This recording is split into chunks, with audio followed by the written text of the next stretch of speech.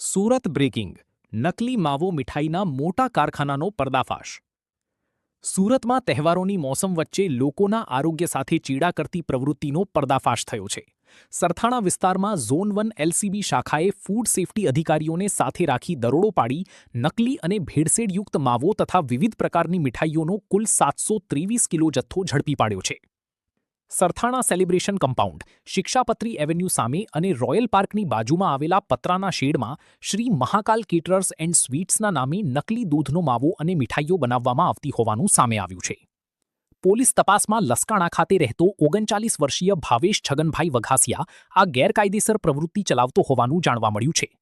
કાર્યવાહી દરમિયાન લૂઝ માવો, વિવિધ બ્રાન્ડના પેકિંગ માવા, પ્લાસ્ટિકની થેલીમાં ભરેલો સફેદ માવો, મોતીચૂરના લાડુ તેમજ લીલા અને પિંક રંગની બરફી સહિતનો જથ્થો મળી આવ્યો હતો.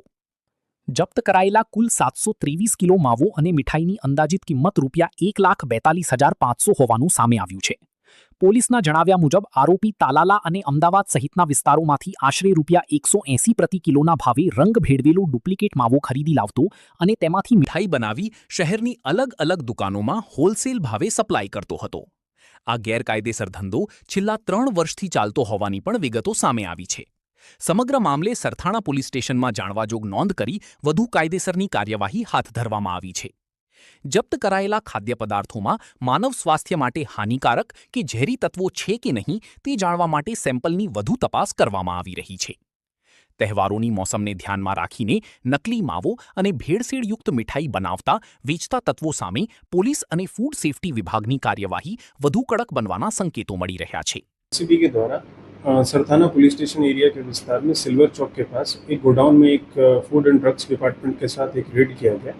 हमें एक बातमी मिली थी कि यहाँ पे एक जो मानस है जिसका नाम भावेश भाई छगन भाई वघासिया है, ये डुप्लीकेट मावा अलग अलग विस्तार से लेके आता था, तलाला अहमदाबाद. सस्ते में मावा, डुप्लीकेट मावा कलर डाल के 180 रुपये किलो में वहाँ से मावा खरीद के लाता था और यहाँ पे मिठाइयाँ बना बना के अलग अलग शॉप्स में होल सेल के तरीके से बेचता था. इसमें पुलिस ने वहाँ से टीम के साथ फूड की टीम के साथ 683 किलो जैसा मुद्दा माल वहाँ से बरामद किया, जो कि डुप्लीकेट मावा से बना हुआ मिठाइयाँ थी. उन मावा की मिठाइयों को टीम ने वहाँ पे अभी नष्ट किया है.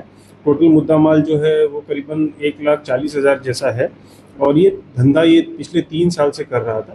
लेकिन कहीं ना कहीं इसमें हम इसमें देख रहे हैं कि आगे की कोई इसमें कोई पॉइजनस सब्सटेंस या ह्यूमन हेल्थ को नुकसान करने वाला कोई अगर इसमें सब्सटेंस है तो उसमें हम आगे की कार्रवाई करेंगे.